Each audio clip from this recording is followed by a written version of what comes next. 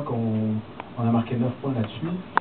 Et nous, bon, en bon français qu'on est, c'est vrai que quand on joue trois quarts centre ou qu'on joue arrière ou lié, ben, quand on a une mêlée qui avance, ben, effectivement, il nous pousse du courage, on va dire, beaucoup. Ça nous a servi, heureusement.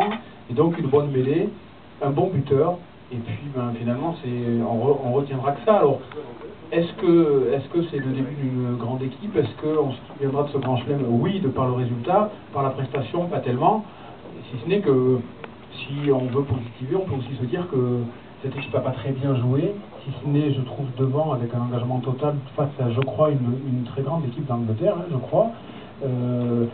L'équipe de France n'a pas été très brillante, malgré tout, elle a été capable de gagner un des matchs, ces joueurs-là ont été capables de gagner ce match-là qui fera partie des matchs les plus importants de leur carrière internationale, parce que des grands chelems, ils n'en font pas 36. Donc, c'était pas terrible. On s'est parfois un peu ennuyé, on s'est parfois un peu énervé, n'empêche qu'ils l'ont fait. Bien ou mal, chacun le jugera, n'empêche qu'ils l'ont fait, et bravo à eux, ils méritent un applaudissement, autant que le briviste d'à côté.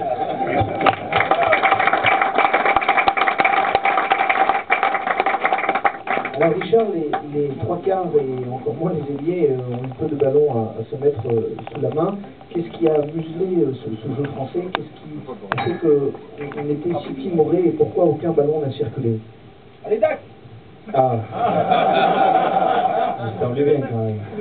Non, moi, on a l'habitude de parler du French flair et aujourd'hui c'était l'English flair parce qu'on a vu une belle attaque classique qui a mené le premier essai de Foden dès la 5e ou la 6e minute.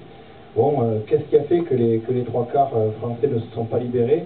C'est que on s'est beaucoup trop reposé sur notre énorme défense et sur notre supériorité physique. Je crois que les Anglais, qui sont réputés pour être des fervents de salles de musculation et de fitness, ont subi tous les duels, ont perdu quasiment la plupart de leurs contacts contre les Français. Et je crois que on s'est trop reposé sur Morgan Parra et trop sur cette puissance en mêlée, puisqu'on a, comme l'a dit Sébastien, on a récupéré 9 points de pénalité. Donc voilà, c'est très bon pour le rugby français, parce qu'un grand chelem, ça n'arrive pas tous les 4 matins.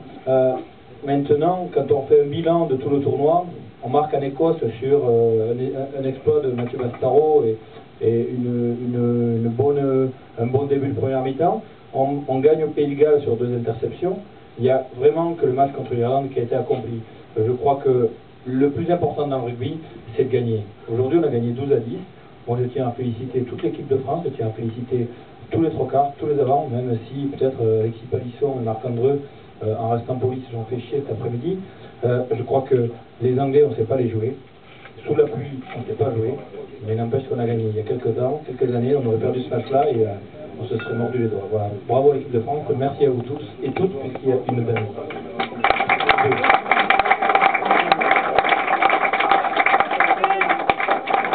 Alors profitez de cette fin de troisième mi-temps et d'ici quelques temps, vous sortirez et on vous mènera jusqu'à